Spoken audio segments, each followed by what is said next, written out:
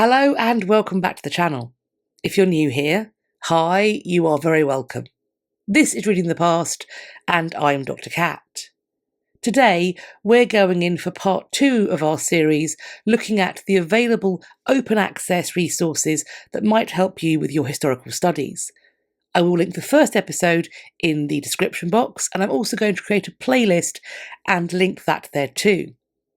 In making this follow-up video, I am indebted to lots of you, who each took the time to comment or email me with the open access resources that you use yourselves. I am very grateful, not only because your input has helped me in the creation of this video, but also because, in a number of instances, you have introduced me to brilliant resources that I had not encountered until this point. So thank you ever so much. As with my earlier video, I do hope that these resources will prove useful to you in your own research, whether you're working on a non-fiction piece or indeed a fiction project. You will be able to find all of the resources we're looking at today linked in the description box too. And so, without further ado, let's explore today's list of free-to-access history resources.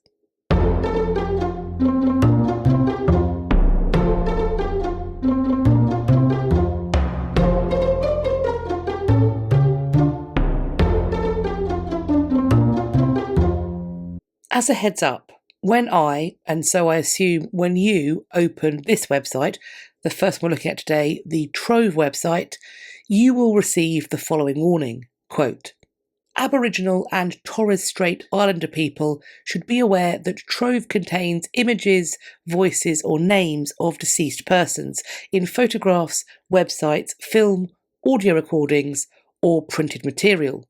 As we are going to be taking a look at what this website offers to researchers, the same warning is, I think, also appropriate for this section of the video. The timestamp you are now seeing on screen is the point in this video when we will no longer be looking at this website. So if you do not want to see any portion of this website for whatever reason, please do hop along to that timestamp. This website offers multiple ways in for exploring the history of Australia. Trove's capacity to offer this is strengthened through its partnering with a vast number of institutions all across Australia, who have contributed access to their digital collections and content. Trove allows users to browse Australian newspapers and gazettes from the early 19th century all the way up to the present day. They offer resources and guides on how to pursue, among other things, medical history, family history, local history, and or the history of Australian homes.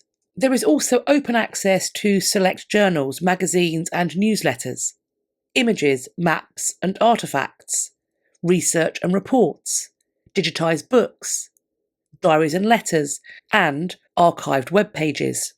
As you can see, Trove also has a dedicated section for, by and featuring First Australians. Have you used, or indeed do you use, Trove? If you do, I'd love to know where your research focus is. I'd also love to know what you think of this resource and how it works for you.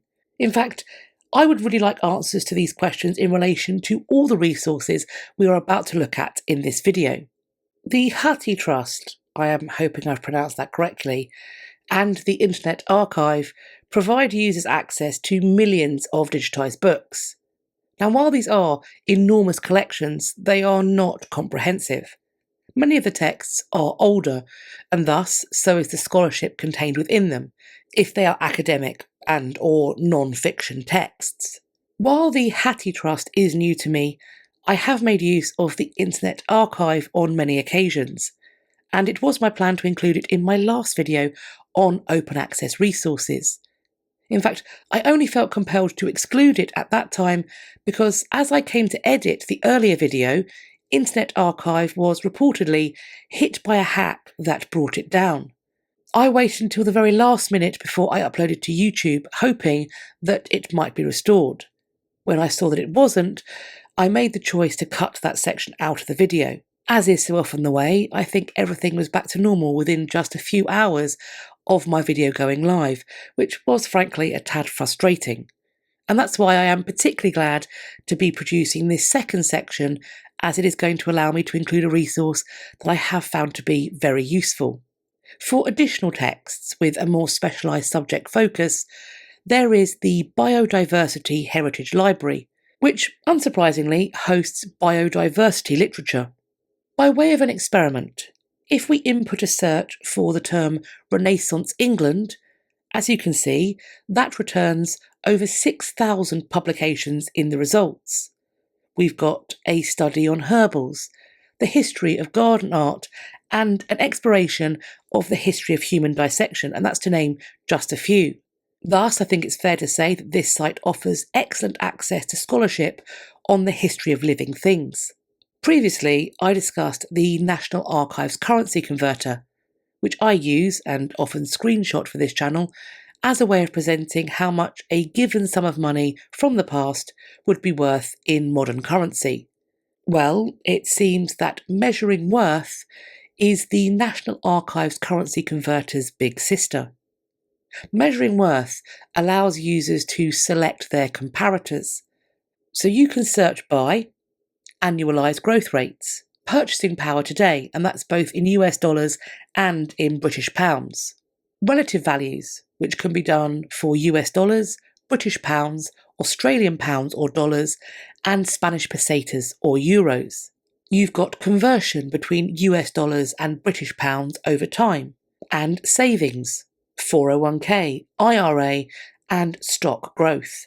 As you can see, you can also provide some context or evidence for these measurements in your work, because measuring worth allows users to generate data sets on GDP, CPI, RPI, wages, the stock index, the price of gold, interest rates, and exchange rates.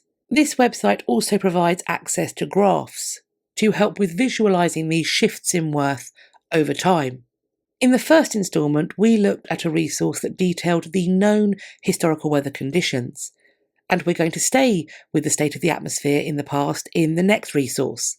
The moon calendar on the Sky Live allows users to see how the moon would have looked each night from the start of 1900 until the present.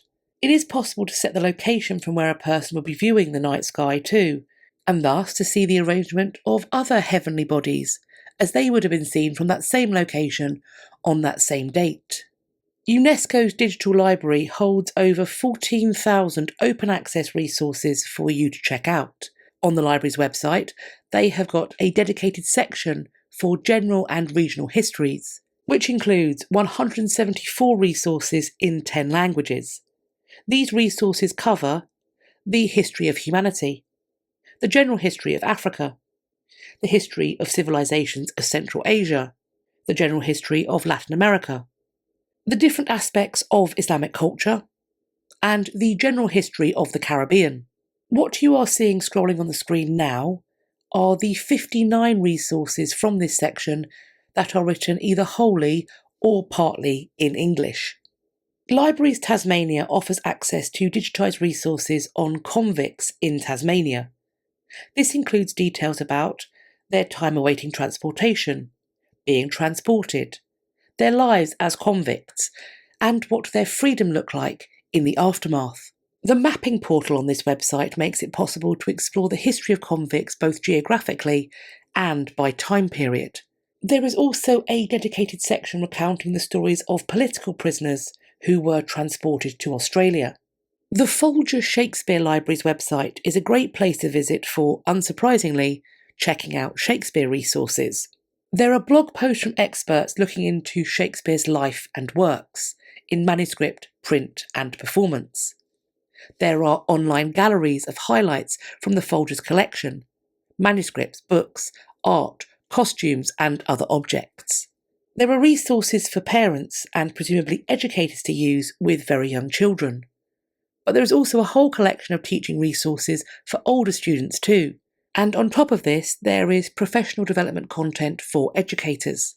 Through this site, you can read and search the complete works of Shakespeare as well. Next up, as you are seeing on screen, the Met Museum's website has just over 1,600 free-to-download PDFs from their publications. You can also filter these Met publications to show resources that are available to read online for free, but that are not downloadable. It's worth mentioning that the items returned by this filtered search, which I then checked out, redirect users to a Google Books preview, and those that I explored did have some pages that were unavailable in the previews. Nevertheless, many of the books pages were available to read through Google Books. Certainly, I think there's enough for you to know whether you wish to read the whole book or not, either by purchasing it, borrowing it from or reading it in your local library, or arranging an interlibrary loan if that book is not available in your library. Having offered that last suggestion, but saying no more about it, doesn't feel quite right to me. I do wonder how familiar people are with requesting interlibrary loans. Is this something that people are doing on a regular basis, or is it something that's unknown to lots of you? If that's the case, is it possible that a maybe short video on how to request an interlibrary loan is something you might find useful? If so, do let me know in the comments down below, and I will maybe put it up on the short shelf and also over on TikTok, because I have got one of those accounts as well. Theatregoing has compiled a large collection of eyewitness accounts of what it was like to attend the theatre throughout history and in various countries. Some of the highlights listed on this site include the account of Charles Augustus Leal, the surgeon who attended the dying Abraham Lincoln at Ford's Theatre on the 14th of April 1865, during a performance of Our American Cousin. There's also Charles Dickens' trip to the Britannia Theatre in Hoxton in 1860. Or perhaps you want to check out Samuel Pepys' experience of seeing A Midsummer Night's Dream at the King's Theatre in 1662. Apparently Pepys found it to be, quote, the most insipid, ridiculous play that I ever saw in my life. For anyone who is looking to find entries that might relate to a particular performance location, or play, or date, or indeed something else, you will find, as you can see here, a search box at the top of every page, which you can use to keyword search the complete text of every entry that is hosted on this site. I'm going to round out this episode by highlighting two resources that I believe will assist you in the study of enslaved people. First up, we have the Runaway Slaves in Britain project website, which hosts, quote, a searchable database of well over 800 newspaper advertisements, placed by masters and owners seeking the capture and return of enslaved and bound people who had escaped. The creators and curators of this website clarify their intent with sharing this database. Quote, the purpose of this website and database is not to replicate the objectification of African Americans, South Asians, and Indigenous Americans, who were brought to 18th century Britain as the enslaved property of white British men and women. Instead, we hope that the advertisements collected here will allow readers to explore and understand the people identified in these advertisements as historical subjects in their own right, as individuals who challenge their status and condition. We present the advertisements not with the intention of reproducing the violent circumstances of enslavement, but rather to delegitimize it by enabling readers to recognise the humanity of the individuals, whose lives are hidden within a few lines of faded newspaper print. Last but by no means least is the Slave Voyages website. This hosts databases of transatlantic and intra-American voyages of enslaved people on slave ships. These databases are accompanied by a number of supporting essays, timelines, maps, and time lapses that show us the movement of slave ships over the centuries. There are databases of the enslaved and their enslavers. There is this image gallery and videos of 3D reconstructions of slaving vessels.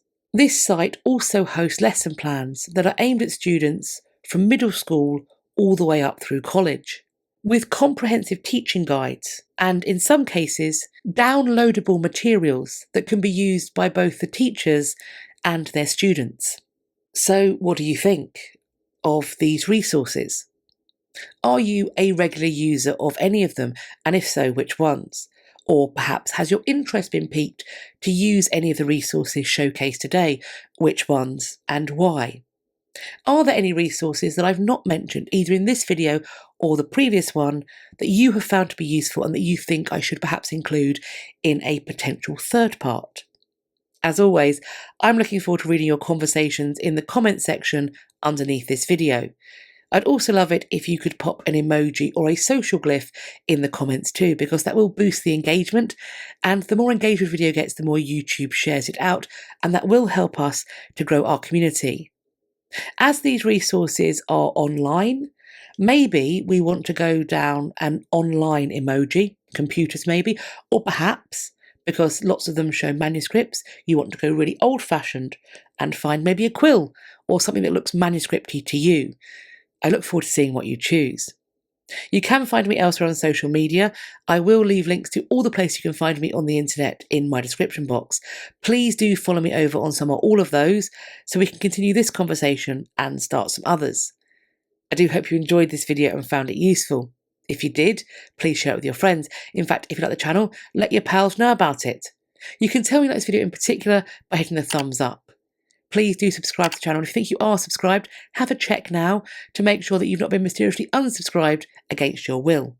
And while you are there, checking, subscribing, maybe resubscribing, please do hit the bell icon that sits beside the subscribe button and then select all in the drop down that will appear, and that way YouTube will tell you, they claim, when I've next uploaded, but also when I'll next be going live, which I do to talk about the history news. You are not going to want to miss that. We have, of course, got our failsafe. Head over to my website. It is www.katrinamarchant.com. It will be linked. If you head to the contact page, you will find a box. Please type your email address in that box, hit sign up, and you will be added to my list. And that will let me send you an email once a week to let you know what I've been up to, but also to provide you with useful links for my content for the coming days. I hope you're going to have a great day, whatever you're doing, and I look forward to speaking to you all in my next video. Take care of yourselves. Bye-bye for now.